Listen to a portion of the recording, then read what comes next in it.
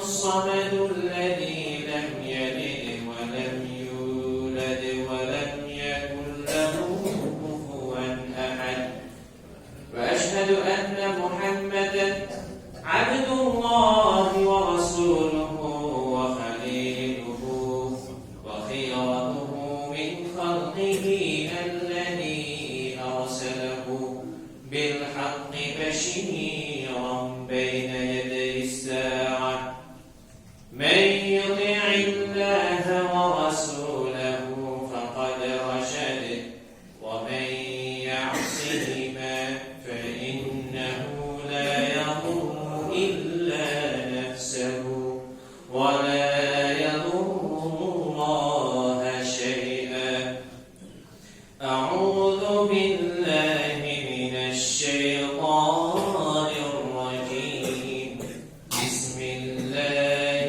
الرحمن الرحيم قال الله تعالى أتدعون بعده وتذرون أحسن الخالقين أما بعد সকল প্রশংসা সকল তারিফ সেই মহান রবের জন্য যিনি আমাদেরকে প্রতিটি জুমার ন্যায় সুস্থতার সাথে মসজিদে উপস্থিত হওয়ার তৌফিক দিয়েছেন। এই জন্য মহান রবের দরবারে শুকরিয়া জ্ঞাপন করে বলি আলহামদুলিল্লাহ। লক্ষ কোটি দরুদ বর্ষিত হোক মানবতার মুক্তির দূত সাইয়্যিদনা মুহাম্মদ সাল্লাল্লাহু আলাইহি ওয়াসাল্লামের উপর। সম্মানিত উপস্থিতি, আজকে যে বিষয়টি নিয়ে আপনাদের সামনে আলোচনা করতে যাচ্ছি সেটি হলো আমাদের দেশে যে বাউল সম্প্রদায়রা রয়েছে তারা কি মুসলমানদের অন্তর্ভুক্ত নাকি মুসলমানদের বাহিরে।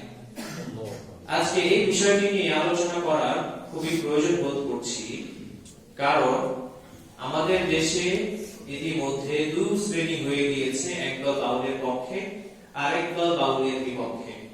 তো একজন মুসলমান হিসেবে আমাদের কোন পক্ষে থাকা উচিত বা একজন মুসলমান হিসেবে বাউলদের সম্পর্কে আমাদের ভালোভাবে জেনে রাখা উচিত। কুরআনুল কারীমের একটি আয়াত আমি তেলাওয়াত করেছি। আয়াতটি হলো সূরা মুসাফফাতের 125 নম্বর আয়াত। আল্লাহ তাআলা বলেন আতাদউনা বা'দাহু ওয়া তাদউনা আহসানাল খালিকিন, তোমরা কি বাআল নামের যে দেবতা আছে তাকেই ডাকবে আর মহান আল্লাহ রাব্বুল আলামিন যিনি সর্বোত্তম সৃষ্টিকারী তার থেকে সুন্দর সৃষ্টিকারী আর কেউ নেই, তাকে কি তোমরা ছেড়ে দেবে? তো আল্লাহ তাআলা এখানে একটা জাতির একটা দেবতার নাম বললেন, আরবিতে যেটাকে বলা হয় বাআল। তো এই বাআল যা ছিল একটা দেবতার নাম, এমনকি ইসলামেও এই সম্প্রদায় সম্পর্কে সতর্ক করেছে। শুধু যে ইসলাম ধর্মে সতর্ক করা হয়েছে বিষয়টি এমন নয়, বরং ইহুদিদের কিতাবেও এই বাআল সম্প্রদায় যারা তাদের থেকে সতর্ক থাকতে বলা হয়েছে। ইহুদিদের একটি কিতাব সাফারুল কুদর নামের একটি গ্রন্থের চ্যাপ্টার নাম্বার 2 শ্লোক নাম্বার 11 থেকে 13 সেখানে বর্ণিত হয়েছে ওয়া'আবাদা বানু ইসরাঈল আল-বা'লিন, বনি ইসরাঈলদের এক দল তারা এই বা'লিন অর্থাৎ এই বা'ল সম্প্রদায়ের অনুসারী হয়ে গেল। ওয়া তারাকু রাব্বা ওয়া আবাদুল বা'লা ওয়া আশতুরাস, তারা তাদের রবকে ছেড়ে দিয়ে এই বা'ল সম্প্রদায়ের বা বা'ল যে দেবতা ছিল তার আনুগত্য করা শুরু করে দিল। অন্য একটি স্থানে এসেছে ইহুদিদের আরেকটি কিতাব, সেই কিতাবে রয়েছে ওয়া'আবাদুল বা'লিন, যে বনি ইসরাঈলের এক দল তারা এই বা'ল সম্প্রদায় বা বা'ল দেবতার আনুগত্য করা শুরু করে দিল। ইহুদিদের আরেকটি কিতাব সাফারুল মুলুক আত-তানি নামক গ্রন্থের সেখানেও নিষেধ করা হয়েছে তোমরা বা'ল সম্প্রদায়ের বা বা'ল যে রয়েছে তার আনুগত্য করো না।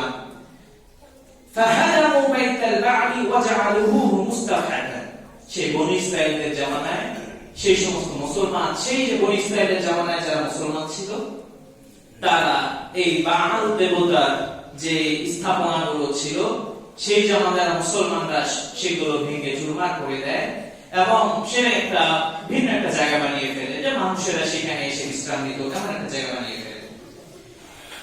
ইহুদিদের আরেকটি কিতাব সাফারু ইরমিয়া, এই গ্রন্থের চ্যাপ্টার নাম্বার 7 পৃষ্ঠা শ্লোক নাম্বার 9, সেখানে বলা হয়েছে আতাসবিকুনা ওয়া তাকতুলুন, তোমরা কি দুনিয়ায় হানাহানি শুরু করে দেবে, ওয়া তাসিরুনা ওয়া আলিহাতি উখরা লিতা'বুদুহা কালবা'দি, এবং আল্লাহ তাআলা ব্যতীত অন্য উপাস্যের দিকে ছুটবে যেমনরা পূর্ববর্তী সময়ে ছিল সেই বাআল দেবতার পিছনে ছুটেছিল। এছাড়াও খ্রিস্ট ধর্মের যে বাইবেল রয়েছে, বাইবেলের মতো আরো তাদের ধর্মে অনেক কিতাব রয়েছে, এর মধ্যে একটি কিতাব হলো হুসিয়া। সেই হুসিয়া গ্রন্থের চ্যাপ্টার নাম্বার 2 13 নম্বর শ্লোক, সেখানেও তাহযীরু মিন ইবাদাতিল বা'ল, এই বা'ল সম্প্রদায়ের ইবাদত থেকে সতর্ক থাকতে বলা হয়েছে এবং তাদের নামে কুরবান করা থেকেও সতর্ক থাকতে বলা হয়েছে। খ্রিস্টানদের আরো একটি কিতাব মার্কস চ্যাপ্টার নাম্বার 3 শ্লোক নাম্বার 22, সেখানেও বলা হয়েছে এই যে বা'ল যে দেবতা রয়েছে, এই দেবতাটা হলো শয়তানদের মূল, সেই মানুষদেরকে শয়তানদের পথ দেখাচ্ছে। এবার আসা যাক, আল্লাহ তাআলা এই বা'ল দেবতা থেকে সতর্ক থাকতে বলেন। শুধু যে ইসলাম ধর্মে সতর্ক থাকতে বলা হয়েছে বিষয়টা এমন নয়, ইহুদিদের কিতাবেও এই বা'ল সম্প্রদায় থেকে সতর্ক থাকতে বলা হয়েছে। শুধু ইহুদিদের কিতাবেও নয়, খ্রিস্টানদের যে কিতাবগুলো রয়েছে সেই সমস্ত কিতাবগুলোতেও এই বা'ল দেবতার অনুসারীদের থেকে সতর্ক থাকতে বলা হয়েছে। এবার আসা যাক, ডক্টর আনোয়ার কারীম তিনি তার একটি গ্রন্থ বাংলাদেশ বাউল সমাজ সাহিত্য সঙ্গীত গ্রন্থের 133 এবং 145 নম্বর পৃষ্ঠায় বলেছেন, বাউল শব্দটি এসেছে সেই বা'ল থেকে, যেই সতর্কবাণী আল্লাহ তাআলা ইহুদিদের জাতিকেও দিয়েছিলেন, খ্রিস্টান জাতিদেরকেও দিয়েছিলেন, এমনকি আল্লাহ তাআলা মুসলিম জাতিদেরকেও সতর্ক থাকতে বলেছেন। এই বাউল শব্দটি এসেছে সেই বা'ল থেকে, যা ছিল একটি দেবতার নাম।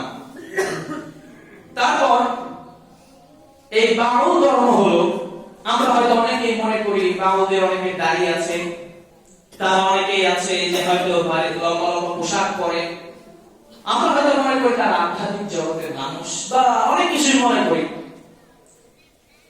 তাদের বিষয়ে ডক্টর আহমদ শরীফ বাউল তত্ত্ব নামক একটি গ্রন্থ, সেই বইয়ের 54 নম্বর পৃষ্ঠায় বলা হয়েছে এই ধর্ম আবিষ্কার করা হয়েছে কয়েকটি ধর্মের মিশ্রণে। সেখানে ইসলাম ধর্মের মিশ্রণ ঘটানো হয়েছে, হিন্দু ধর্মের মিশ্রণ ঘটানো হয়েছে, বৌদ্ধ ধর্মের মিশ্রণ ঘটানো হয়েছে। তার মানে বোঝা গেল যে বাউল সম্প্রদায় যারা, তারা মুসলিম নয়, বরং তাদের ধর্ম যেটা রয়েছে এটা হলো কয়েকটি ধর্মের মিশ্রণে তাদের ধর্ম প্রণয়ন করা হয়েছে, এটা ইসলামের সাথে কোনো সম্পর্ক নেই।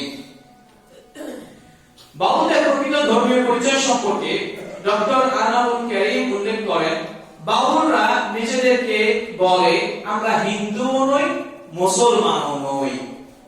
যারা এমনটা দাবি করে তারা তাদেরকে মুসলিম বলা বা তাদের পক্ষে সাফাই দেওয়া কতটুকু যুক্তিসঙ্গত? যারা এমনটা বলে, বাউল ধর্ম যারা গ্রহণ করেছে, ইসলামকে ছেড়ে দিয়েছে, ইসলামের পরিভাষায় তাদেরকে বলা হয় মুরতাদ, অর্থাৎ তারা ইসলামকে ছেড়ে দিয়েছে, ইসলাম থেকে বাহির হয়ে গিয়েছে।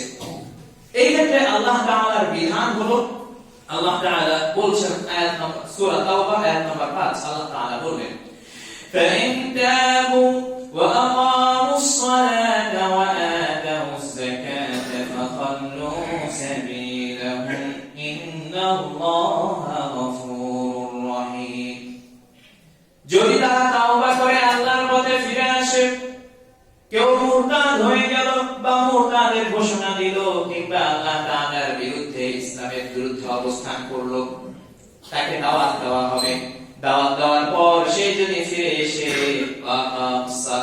সালাত কায়েম করে, ওয়া আতাউ যাকাত যাকাত দেয়, ফাখুল্লু সাবিলাহুম, তাহলে তোমরা তার পথ খালি করে দাও, অর্থাৎ তাকে তোমরা আর আঘাত করো না, তাকে তোমরা ছেড়ে দাও, আল্লাহ তাআলা ক্ষমাশীল। ইবনে আব্বাস রাহিমাহুল্লাহ তিনি এই বিষয়ে আরো বলেন, আমরা বর্তমানে কিছু ভিডিও দেখতে পেয়েছি এই বাউলরা তারা ইসলাম ধর্মকে নিয়ে কিভাবে কটূক্তি তারা করেছে। শুধু তাই নয়, আমাদের রবকে নিয়েও তারা কটূক্তি করতে ছাড়ে না, কোরআনের আয়াতকে নিয়েও তারা কটূক্তি করতে ছাড়ে না। ইবনে হুসাইন রাহিমাহুল্লাহ তিনি বললেন, সাবুদ্দিন মিন আ'যামিল কাবায়ের ওয়া মিন আ'যামিল মুনকারাত। ইসলামকে গালি দেওয়া, ইসলামের কোন বিধানকে নিয়ে গালি দেওয়া, সেটা হলো সবচেয়ে বড় কবিরা গুনাহের মধ্য হতে একটি গুনাহ।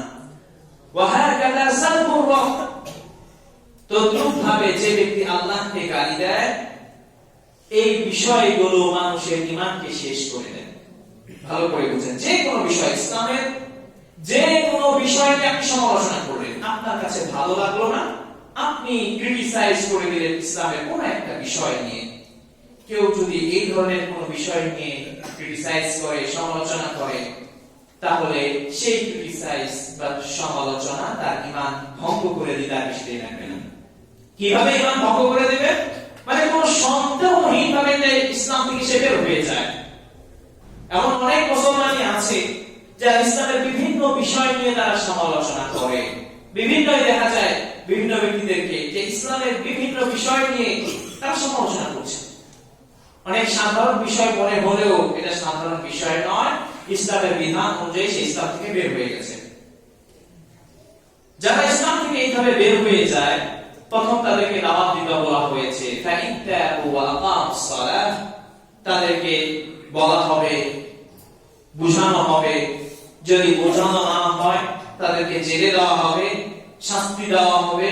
এরপরেও যদি না বুঝে, এরপরের বিধান হলো আল্লাহ রাসূল সাল্লাল্লাহু আলাইহি ওয়াসাল্লাম বলছেন, আন ইবনে আব্বাস রাদিয়াল্লাহু আনহু আন নবী সাল্লাল্লাহু আলাইহি ওয়াসাল্লাম আন্নাহু ক্বাল মান বাদদালা দীনাহু ফাকতুলুহু, যে ব্যক্তি তার ধর্মকে পরিবর্তন করে ফেললো, তার বিধান হলো তাকে হত্যা করে ফেলতে হবে, তাকে ফাঁসিতে ঝুলিয়ে ফেলতে হবে, যেভাবে হোক তার বেঁচে থাকার অধিকার থাকে না।